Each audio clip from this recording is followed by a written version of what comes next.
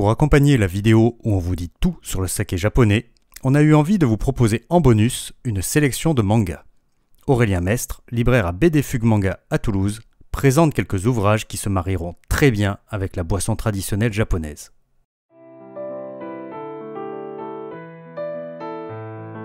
On va suivre cette jeune fille. Ça fait 2 ans qu'elle est partie de chez elle, qu'elle vit à Tokyo, dans la grande ville, où elle travaille pour des boîtes de com, des boîtes de pub en fait. Elle va à un moment donné revenir voir sa famille parce que son grand frère est malade. Lui a décidé de garder l'entreprise familiale qui est de produire du saké.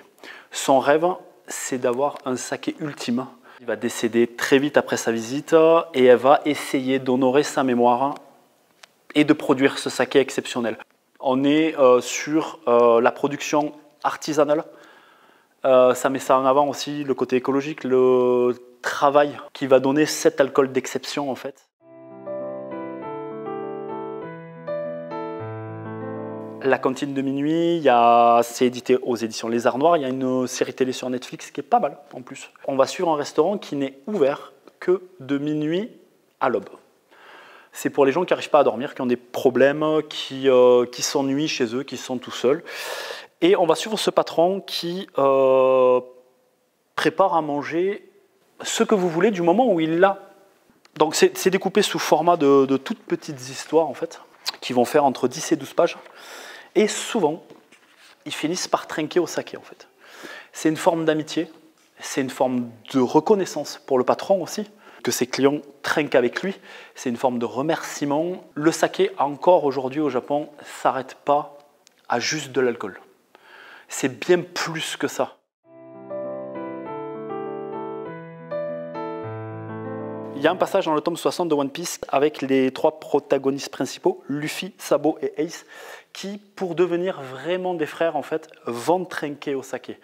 La preuve que, même encore aujourd'hui, dans l'univers du manga, le saké est quand même omniprésent. One Piece reste quand même un manga contemporain, et ça reste une part assez fantastique que je trouve de ce manga-là, qui va quand même prendre des choses d'il y a 30, 50, 70 ans pour les mettre au goût du jour et rappeler, ça fait partie de notre tradition.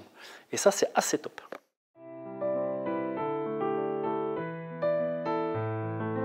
Là, je vais présenter plus l'auteur, Kazuo Kamimura, qui, lui, est un auteur des années 70, d'où ce dessin très épuré, très propre, très fin.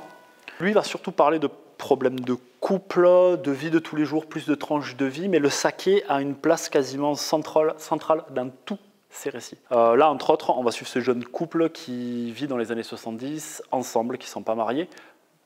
Alors là, déjà, ils partent avec des problèmes. Lui, souvent, finit ses soirées en buvant, entre autres. Où on va montrer vraiment là le côté totalement négatif de l'alcool, à boire seul, ce côté très néfaste en fait.